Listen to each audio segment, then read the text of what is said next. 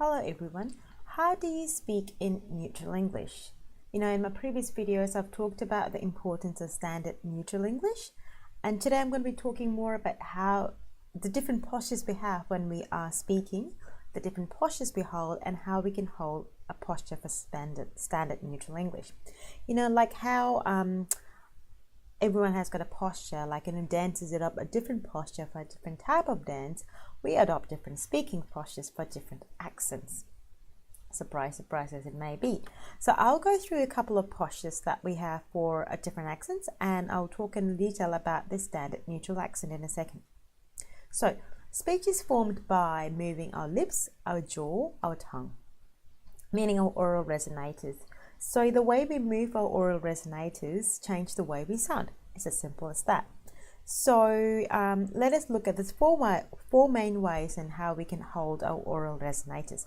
One of them is the forwards holding posture. There, your tongue is quite high up and forwards, and your lips are quite rounded. I can't quite do that. The most common accent, the people that speak with forward posture, would be the French and Southern Irish. So that's two kind of regions that we use the forward posture. Second posture is the sideways posture. The lips are usually spread out like this. The tongue is quite high and flat across the breadth of the mouth.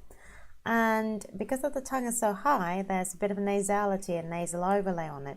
I'm sure you heard that with my voice. And that is usually classic of an Australian accent as well as an American English accent. But that's a sideways accent with the tongue quite high up, and so people will sound more nasal because the tongue is really quite high up in your mouth.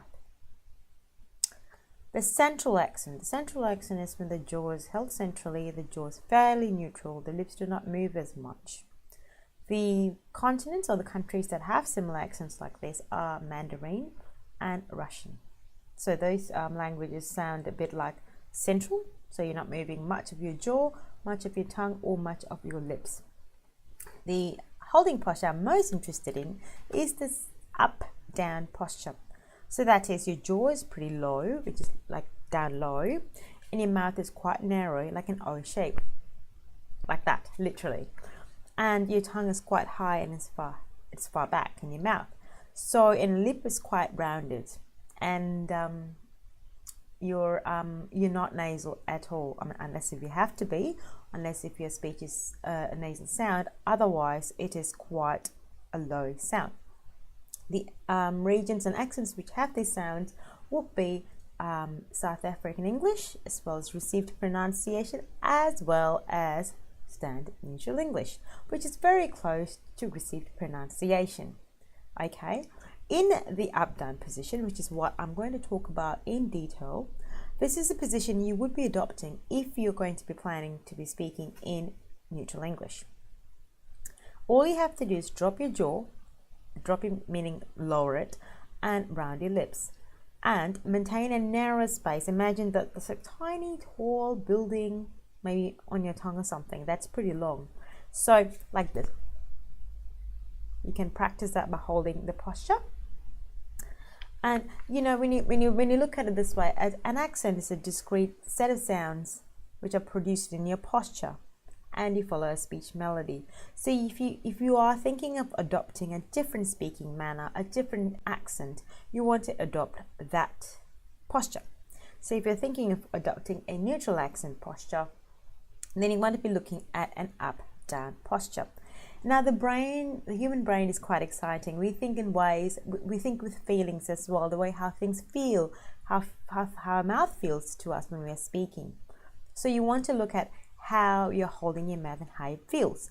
And it's not so much a really analytical process, it's also a thinking process. There's a bit of a right brain involved as well. And what you can do to also prompt yourself into that posture is to use a phrase.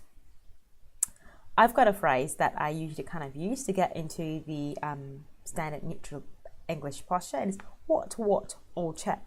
Notice how much my jaw dropped when I said it. I'll say it again. What, old chap. So a lot of jaw dropping a lot of lip rounding, and that's a phrase that I usually use. You can find any other phrase you want that kind of emphasizes those sounds, but that's an easy one to choose. So my main tip for today for speaking with an neutral English accent is to be aware, firstly, of what your posture is. If you've got a sideways, got a really forward, got a central, or up and down, think of which posture you've got first, and then try to adopt the other posture, which is the up and down posture.